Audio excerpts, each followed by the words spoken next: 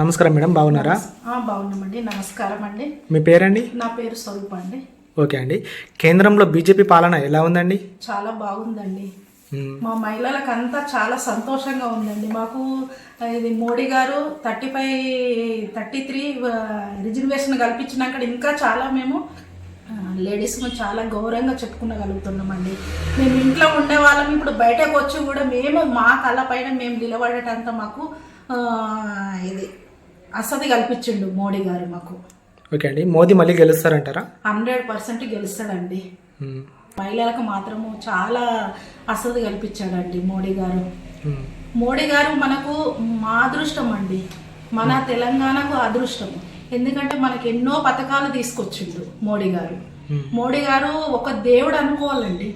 ఇప్పుడు 5 సంవత్సరాల నుంచి ఎవరు చేయని సాహసం చేసి మన రాష్ట్రంలో కానీ మన తెలంగాణలో కానీ ఒక పేరు తెచ్చుకుంటే మోడీ గారు అండి.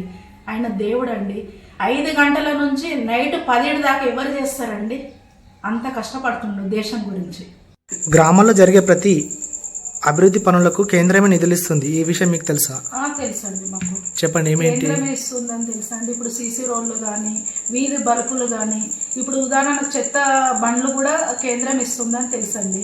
మళ్ళీ ఉదాహరణకు అంగన్వాడీలో కూడా కేంద్రమే సాయం చేస్తుందని తెలుసండి.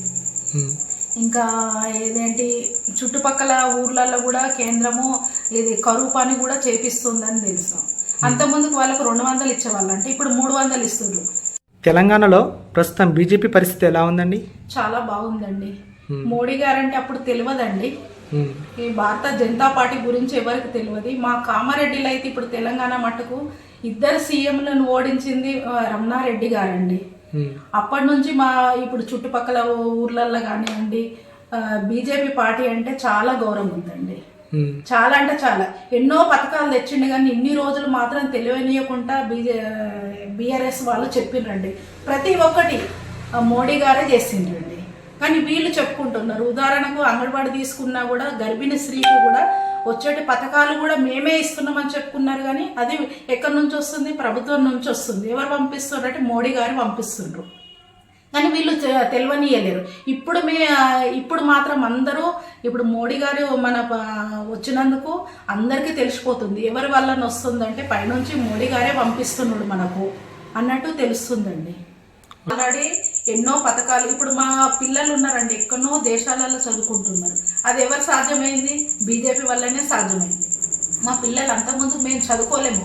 మేము చదివిన చదువు కూడా మా పిల్లలు కూడా చదువుకుంటారు. అంటే మేము చదివిన చదువు మా పిల్లలు కూడా ఎక్కువ చదువుకొని వాళ్ళ కళ్ళ మీద వాళ్ళు నిలబడి బతకగలుగుతున్నారు. అది బీజేపీ వల్లనే సాధ్యమైంది. అంటే ఎన్నో పథకాలు తీసుకొచ్చింది కాబట్టి మాకు తెలియని పథకాలు కూడా మాకు ఇంకా మా చుట్టుపక్కల ఇళ్ళల్లో కూడా చెప్తున్నామండి. అరే మనకు మోడీ గారు మన గురించి ఎన్ని చేస్తుండు, కష్టపడి మనం మోడీ గారిని గెలిపించుకున్నాం అనుకో మన భవిష్యత్తు బాగుండకుండా మన పిల్లల భవిష్యత్తు కూడా రాబోయే రోజులలో కూడా మన పిల్లలు కూడా చాలా బాగుపడతారు అన్నట్టు తెలుసుకున్నామండి. మూడోసారి కూడా 2 సార్లు గెలిస్తేనే ఇంత అభివృద్ధి ప్రజలకు అభివృద్ధి తెలిసిపోయింది. ఇప్పుడు 3వ సారి గెలిస్తే ఇంకా చాలా అభివృద్ధి అవుతుందని కోరుకుంటున్నాం.